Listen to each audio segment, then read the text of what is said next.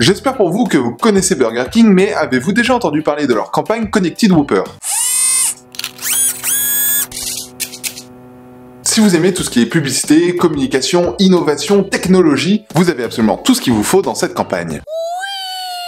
Burger King, comme la plupart des marques, est obligé d'accepter de la part des entreprises de la high-tech d'être contraint à un certain format publicitaire, de ne pas avoir accès à leurs data, d'être obligé d'accepter la non-transparence. Bref, Burger King ne l'entend pas de cette oreille et décide de hacker Google. Ils ont fait ça avec leur agence David Miami et le but c'était de toucher un grand nombre de personnes via la télévision, mais d'être intrusif via le digital. Télé, digital, est-ce que c'est vraiment compatible? Eh ben oui. Le but de cette campagne, ça a été de dépenser un minimum pour avoir un maximum de retombées. Et pour ça, ils achètent simplement 15 secondes de pub télé où on y voit un serveur de chez Burger King qui explique tout simplement qu'en 15 secondes, il n'a pas le temps de vous parler du Whopper.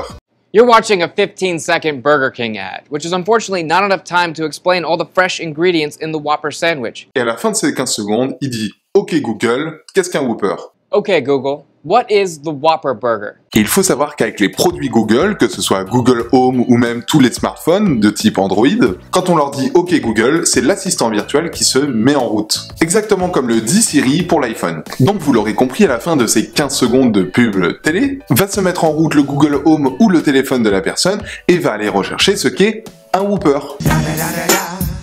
Et évidemment, le premier site sur lequel il va tirer l'information, c'est Wikipédia. Et au préalable, évidemment, l'agence qui a fait cette campagne publicitaire a modifié la fiche Wikipédia pour avoir exactement les informations que voulait donner la marque. Alors évidemment, il y a eu des dérives, il y en a plein qui ont changé la page Wikipédia, et au final, Wikipédia expliquait qu'un Whopper était fait à base d'enfants et de rats. Donc la modification sur la page Wikipédia a été bloquée, et on est retourné à sa version d'origine. Et Google, lui, qui s'est fait hacker par une pub télé, a réussi à faire retirer le spot publicitaire. Mais évidemment, l'agence avait pensé à ça, et donc ils en avaient prévu d'autres pour le remplacer. Malinx, le lynx.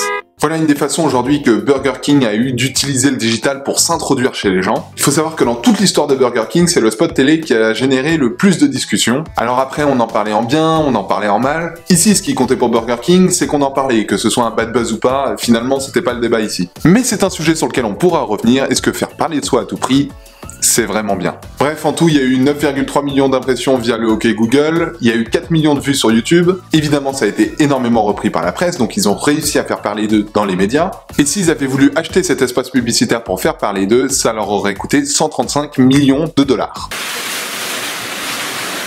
Et bien entendu, il faisait partie des sujets les plus chauds en avril 2017, sur Facebook, sur YouTube, sur Twitter, et évidemment sur Google. Et tout à l'heure, je vous parlais de bad buzz parce que cette campagne publicitaire n'a pas été vraiment aimée non plus par les internautes, vu que sur la vidéo YouTube, on a 27 000 j'aime et 33 000 j'aime pas. Là où Burger King a été intelligent, c'est non seulement dans l'utilisation qu'il a eue de cette nouvelle technologie, en passant notamment de la télé vers le digital, mais c'est aussi dans l'anticipation et dans l'adaptation des modifications de la page Wikipédia par les internautes, ou encore de Google qui veut supprimer ce spot publicitaire. Aujourd'hui, ça ouvre une faille, que ce soit avec Google, avec le Siri de Apple, avec le Alexa de Amazon ou encore Microsoft, même si apparemment dans les prochaines versions, il est dit que l'appareil reconnaîtrait la voix de son propriétaire. Aujourd'hui, ça reste une faille ouverte qui peut être encore utilisée par les marques. En revanche, comme le dit très bien l'article de la réclame que je vous mets en description, cela lance un profond débat sur les objets connectés et le rapport qu'ils vont avoir avec les marques. Parce qu'aujourd'hui, et notamment avec le digital, les terminaux changent, on n'a plus la même façon de consommer le média, mais la pub, il y en a toujours et il y en aura toujours, et c'est à elle de s'adapter à ces nouveaux formats pour réussir toujours à s'introduire chez vous, dans votre salon, dans votre cuisine, dans votre poche avec les smartphones